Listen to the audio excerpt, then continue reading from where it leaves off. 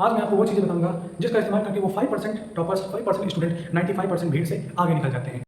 Guess who's back? Back again. Shady's back. Tell a friend. Hello everyone, this is Abnu Misra. Welcome back to our channel. I have scored 97.8% in my class 10th.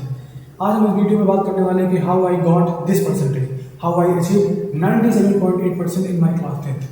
देखो, कोई magic नहीं था, कोई miracle नहीं था, ये था consistency, discipline and hard work. इसका इस्तेमाल करके आप भी बहुत अच्छा परसेंटेज क्लास 10th में स्कोर कर सकते हो। ये कोई 1% या 2% स्टूडेंट का गेम नहीं है। आजकल आपके पास यूट्यूब पे बहुत ज़्यादा क्वालिटी कंटेंट, बहुत ज़्यादा अच्छे रिसोर्सेज पड़े हैं जिसका इस्तेमाल करके आप बहुत अच्छा स्कोर कर सकते हो। अगर आप भी इस वीडियो पे आए हो तो इसका मतलब है कि आपका भी सपना है 97%, 98%, 99% तक अचीव करना, अपने पेरेंट्स को प्राउड फील कराना, अपने परसेंटेज को सेलिब्रेट करना और अपने स्कूल में एज ए टॉपर छा जाना। तो आप सही वीडियो पे आए हो। इस वीडियो में मैं आपको सुगर कोट नहीं करूंगा, आसान चीज़ें नहीं बताऊंगा। जो चीज़ रियल है, प्रैक्टिकल है, सच में असरदार है, वो चीज़ मैं आपको बताऊंगा और आपको आपकी जर्नी में आपको सक्सेसफुल बनाऊंगा। आज मैं आपको वो चीज़ें बताऊंगा जिसका इस्तेमाल करके वो 5% टॉपर्स, 5% स्टूडेंट 95% भीड़ से आगे निकल जाते हैं और उसी टेक्निक का इस्तेमाल करते हुए भी आप भी उन्हीं 5% स्टूडेंट्स में आ जाओगे। Let's start the video. First thing is consistency and hard work. Consistency और हार्ड वर्क ये ऐसे चीज़ें हैं जिसने मुझे 97.8% पाने में बहुत ज़्यादा हेल्प की। कंसिस्टेंसी का मतलब ये है कि आपको डेली पढ़ना है, भले ही आप कम पढ़ो। मैं भी शुरुआत में 3, 4, 5 घंटे ही पढ़ता था, लेकिन पूरी कंसिस्टेंसी, पूरी मेहनत के साथ, पूरी फोकस के साथ पढ़ता था, जिसमें डिस्ट्रैक्शन बिल्कुल भी नहीं होता था।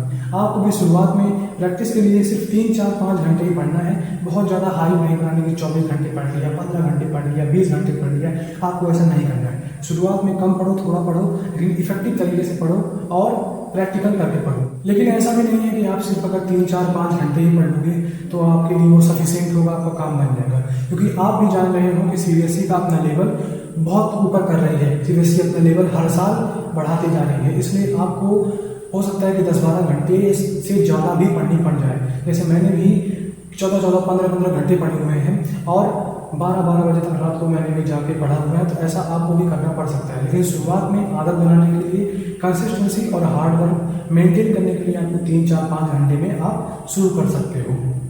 वो आपके लिए सही होगा। Second thing is smart strategy. हर एक चीज़ का एक प्रॉपर स्ट्रक्चर होता है, एक प्लानिंग होती है।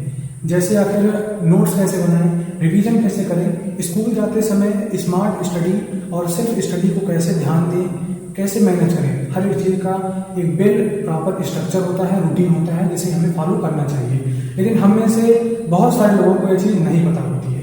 कोई बात नहीं, शुरुआत में इतना सब कुछ जानने की कोई ज़रूरत भी नहीं होती है। आप मेरे चैनल को सब्सक्राइब कर लो, धीरे धीरे आपको हर एक चीज़ क्लियर हो जाएगी। शुरुआत में कुछ बेसिक चीज़ें जानना जरूरी होती हैं, जैसे कि नोट्स कैसे बनाएं, रिवीजन कैसे करें, क्योंकि आप इन्हें अगर शुरुआत से ही करोगे तभी अच्छा है। एंड में जाते जाते आपको बर्डन फेस नहीं करना पड़ेगा। कोई बात नहीं, अगर आपको नोट्स बनाना, रिवीजन करना, मतलब इसका एक प्रॉपर वे आपको नहीं पता है तो नेक्स्ट वीडियोज़ में मैं उसे कवर कर दूंगा, आप कमेंट कर देना।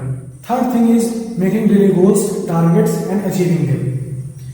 आपको हर शाम को अपने सभी टारगेट्स लिखने हैं कि आपको अगले दिन क्या करना है, जिससे आपको सुबह उठ के ये सोचना ना पड़े कि आज मुझे क्या करना है। आपको उसमें समय बर्बाद ना हो, आपको प्रॉब्लम फेस ना करनी पड़े और आप अपने काम में सुबह से ही लग जाओ। अब आप अपने टारगेट्स में क्या क्या इंक्लूड करोगे, जैसे कि आपको कौन सा लेक्चर देखना है, कौन सा वर्कशॉप देखना है, किस चैप्टर को रिवीजन करना है और कौन सा फार्मूला याद करना है। सारी चीज़ें आप अपने टारगेट में कवर करोगे और अगले दिन उठते ही उसमें लग जाओगे, जिससे आपका पूरा दिन मेंटेन रहेगा और आप बहुत ही ज़्यादा प्रोडक्टिव हो जाओगे।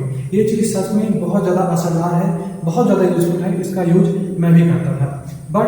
बट सबसे इम्पोर्टेंट चीज़ आती है अब कि आप अपने टारगेट्स तो बना रहे हो, लेकिन मेक श्योर कि आप अपने टारगेट्स को पूरा करो भी। हो सकता है कि आपने 5 टारगेट्स बनाया, जिसमें से आप कभी 3 ही कर पाओगे, कभी 4 ही कर पाओगे, कभी 2 ही कर पाओगे। अब कितना बड़ा वो टारगेट्स है उस हिसाब से आपको देखना है। आप अपने टाइम के हिसाब से टारगेट को डिस्ट्रीब्यूट करो, टाइम में रहते रहते टारगेट्स को कंप्लीट करो और मेक श्योर कि आपका टारगेट्स, मतलब अगर आपने 5 टारगेट्स बनाए तो 4-5 टारगेट्स आप कंप्लीट कर सको, तब तो बहुत ज़्यादा बेहतर है। अगर आपने वीडियो यहाँ तक देख ही लिया है तो इसका मतलब है कि वीडियो आपके लिए यूजफुल रही होगी। तो वीडियो को लाइक कर दो, चैनल को सब्सक्राइब कर दो। आपको इस चैनल पे बहुत सारी नई नई चीज़ें, बहुत सारी यूनिक चीज़ें आपको देखने को मिलेगी, जो आपको सिर्फ और सिर्फ क्लास 10th में नहीं, बाकी आपकी लाइफ में भी बहुत ज़्यादा मदद करेगी। Fourth and major thing is sacrifice. अब सेक्रीफाइस का यहाँ पर क्या मतलब है? तो यहाँ पर सेक्रीफाइस का ये मतलब है कि आपके दोस्त घूमने जा रहे हैं, पार्टी करने जा रहे हैं, आपको ये सब चीज़ें अवॉइड करनी ही पड़ेगी। मैं ऐसा नहीं कह रहा कि आप मस्ती मत करो, लेकिन बात ऐसी है कि थोड़ा सेक्रीफाइस आपको करना पड़ेगा। और सबसे जो आपको प्रिंसिपल जो फॉलो करना पड़ेगा, सबसे इम्पोर्टेंट प्रिंसिपल, वो ये है कि जिस समय में आप जो काम कर रहे हो उसमें अपना 100% दो, बिना किसी डिस्ट्रैक्शन के। जिस समय आप पढ़ाई कर रहे हो अपना 100% फोकस पढ़ाई पे दो, और अदर किसी चीज़ पे आपका फोकस जाना ही नहीं चाहिए। और अगर आप घूम रहे हो, मोबाइल चला रहे हो, तो उस समय आप मोबाइल ही चलाओ, घूम ही लो, खेल ही लो, उस समय पर आपको पढ़ाई भी नहीं याद आनी चाहिए। इस सिंपल से प्रिंसिपल को, सिंपल से रूल को अगर आप फॉलो कर लोगे तो आपको चीज़ों में कोई दिक्कत आएगी नहीं। आप देखोगे कि आप मौज मस्ती भी कर ले रहे हो और आप टॉपर भी बन जा रहे हो, पेरेंट्स भी खुश हैं, टीचर भी खुश हैं, स्कूल वाले भी खुश हैं, और आपकी भी लाइफ बहुत ही ज़्यादा सिंपल, बहुत ही ज़्यादा ईजी हो जाएगी। सिर्फ और सिर्फ इसी रूल को अगर आपने फॉलो कर लिया, अपने लाइफ में अप्लाई कर लिया तो देखो बहुत सारी चीज़ें हैं, जैसे कि नोट्स कैसे बनाएं, रिवीजन कैसे करें, अगर पढ़ने का मन नहीं कर रहा है तो फिर क्या करें, और बहुत सारी चीज़ें जैसे एनसीईआरटी कैसे रीड करें, एनसीईआरटी को अंडरलाइन कैसे करें, और बहुत सारी तमाम चीज़ें, बहुत सारे तमाम सवाल आपके मन में होंगे।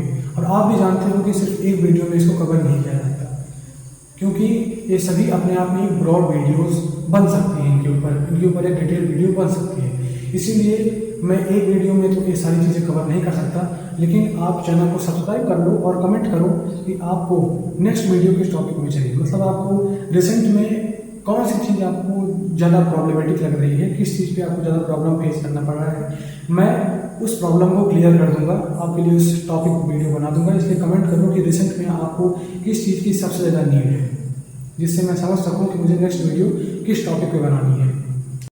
And fifth thing is books, resources and teachers. देखो, हमें 10 टीचर्स, 20 बुक्स और 50 रिसोर्सेज के पीछे नहीं भागना है। हमें सिर्फ और सिर्फ एक ही टीचर्स, 2-3 बुक्स और 2-3 रिसोर्सेज से ही हमारा काम चल जाएगा। काम चलेगा क्या? आप टॉपर बन जाओगे, वो भी छोटे मोटे टॉपर नहीं, 96%, 97%, 99%, 100% तक आप अचीव कर सकते हो। तो आपको बहुत सारी चीज़ों के पीछे नहीं भागना है, जो चीज़ें करनी है एकदम इफेक्टिव तरीके से करनी है। हमें एनसीईआरटी को प्रायोरिटी देनी है। और स्टूडेंट्स के बीच में सबसे बड़ा ब्लंडर ये होता है कि हम एक बार अपना सारा सिलेबस खत्म कर लें, उसके बाद फिर हम क्वेश्चन बैंक लेंगे, क्वेश्चन बैंक लगाएंगे, क्वेश्चन प्रैक्टिस करेंगे। ये सबसे बड़ा ब्लंडर है। क्लास 10 का ही नहीं, हर एक क्लास में सबसे बड़ा ब्लंडर है कि कभी ऐसा हो ही नहीं पाता। आप सिलेबस करने में लगोगे, पूरा समय बीत जाएगा, एंड में जाकर आप क्वेश्चन नहीं प्रैक्टिस कर पाओगे, आपको इतना पेन हो जाएगा, आपको इतना स्ट्रेस हो जाएगा, और आपके पास मतलब समय ही नहीं बचेगा कि आप क्वेश्चन कब करोगे। तो ये सबसे बड़ा ब्लंडर है कि आप बाद में क्वेश्चन बैंक लोगे जब 2-3 महीने बच जाएंगे। इसीलिए शुरुआत से क्वेश्चन बैंक लेकर चलो, और जैसे आपका एक चैप्टर कंप्लीट होता है तो उसके सारे क्वेश्चन बैंक के सारे क्वेश्चन प्रैक्टिस करो, लगाओ। जो नहीं बन रहे हैं उसे गूगल पर सर्च करो, डाउट सॉल्विंग करो, या किसी आप बैच में एनरोल हो तो उनसे अपना डाउट क्लियर करो। लेकिन शुरुआत से ही क्वेश्चन बैंक लेके चलो, इस ब्लंडर में कभी मत रहना। ये गलती मैंने भी की थी, इसलिए मैं अपना पर्सनल एक्सपीरियंस आपके साथ शेयर कर रहा हूँ। हाँ, अगर क्वेश्चन बैंक लेना तो मेक श्योर आप उसे पूरा लगा भी रहे हो। ऐसा नहीं कि आपने क्वेश्चन बैंक खरीद लिया, सैंपल पेपर खरीद लिया, प्रैक्टिस आप कुछ नहीं कर रहे हो, माँ बाप का पैसा भी बर्बाद कर दिया, तो ऐसा मत करना। क्वेश्चन बैंक शुरुआत से ही लेना और उसे शुरुआत से ही लगाना, मेहनत करना। 10th में 95% लाना, 96% लाना बहुत ईजी है। बस आपको छोटी छोटी चीज़ें तो करनी होती, वो सारी चीज़ें मैं आपको डिकोड करके सिंपल भाषा में बता ही रहा हूँ। तो आपके लिए तो जर्नी बहुत ही ज़्यादा आसान होने वाली है। आप इस चीज़ को समझो और आप थोड़ा सा मेहनत करके अपने पेरेंट्स को प्राउड फील करा दोगे, टॉपर बन जाओगे, कितना अच्छा लगेगा। आप खुद सोचो उस चीज़ को, आप एक बार अपने मतलब दिमाग में उस चीज़ को सोचो, विजुलाइज करो उस चीज़ को कि कितना अच्छा होगा वो दिन जब आप सेलिब्रेशन कर रहे होंगे। देखो, सिर्फ वन शॉट कर लेने से या थ्योरी पढ़ लेने से काम नहीं बनेगा। आपको क्वेश्चन की प्रैक्टिस करनी पड़ेगी, न्यूमेरिकल की प्रैक्टिस करनी पड़ेगी। जैसे कोई ग्रेट पर्सन लिखा है ना, प्रैक्टिस मेक मैथ परफेक्ट, वो सही बात है कि आप जब तक प्रैक्टिस नहीं करोगे तब तक आपका काम नहीं बनेगी। यहाँ पर मैं अपना एक एक्सपीरियंस देता हूँ कि मैंने प्रैक्टिस नहीं की थी मैथ के पेपर में मेरे सामने मैथ का पेपर आया हाफ ईयरली का, और मुझे सब कुछ आता था, लेकिन स्पीड के कारण मेरे सिर्फ और सिर्फ 100 में सिर्फ 80 नंबर आए, क्योंकि मेरी स्पीड मेंटेन नहीं थी। तो आप प्रैक्टिस करोगे तो आपको चीज़ें पता चलेगी कि आप गलती कहाँ कर रहे हो, आपकी स्पीड स्लो है या बैलेंस में है। आपको ये सारी चीज़ें प्रैक्टिस से आपको बहुत सारी चीज़ें पता लगती हैं, जिससे आपको प्रैक्टिस करना बहुत ज़्यादा आपके लिए इंपॉर्टेंट होने वाला है। ऐसा नहीं कि थ्योरी इंपॉर्टेंट नहीं है, थ्योरी भी बहुत ज़्यादा इंपॉर्टेंट है। जब तक आप थ्योरी जानोगे नहीं, समझोगे नहीं, आप क्वेश्चन कैसे प्रैक्टिस करोगे या क्वेश्चन कैसे लगा पाओगे। थ्योरी भी इंपॉर्टेंट है, लेकिन थ्योरी कर लेने के बाद क्वेश्चन भी उससे ज़्यादा इंपॉर्टेंट है, क्योंकि एट द एंड पेपर्स में आपको क्या करना होगा, क्वेश्चन ही तो सॉल्व करने हैं, थ्योरी ज़्यादा थोड़ी लिख के आनी है। आजकल वैसे भी CBSE में case based question, competency based question है, जो कि आपसे थ्योरी ज़्यादा नहीं पूछते, आपके दिमाग के लेवल को चेक करते हैं, आपके प्रैक्टिस लेवल को चेक करते हैं, आपके मेंटल लेवल को चेक करते हैं। तो इसीलिए आपको प्रैक्टिस करना बहुत ज़्यादा इंपॉर्टेंट है। फिर वहाँ पे ये बात आती है कि प्रैक्टिस के लिए हम कौन सा क्वेश्चन बैंक खरीदें या कौन सा सैंपल पेपर लगाएं। तो नेक्स्ट वीडियो में हम इसकी बात कर रहे होंगे। फिलहाल अभी आगे बढ़ते हैं।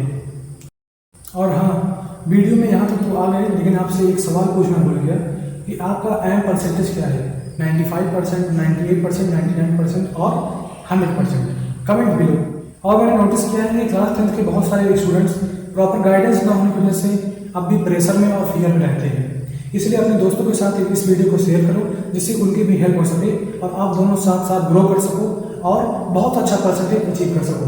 देखो, क्लास 10th में कोई कंपटीशन वाला माहौल होता नहीं है, इसलिए इस वीडियो को शेयर करो, दबा के अपने दोस्तों के साथ शेयर करो, जिससे उनकी भी हेल्प हो सके और आपकी भी हेल्प हो सके। मिलते हैं नेक्स्ट वीडियो में। Thank you, thank you, thank you very much.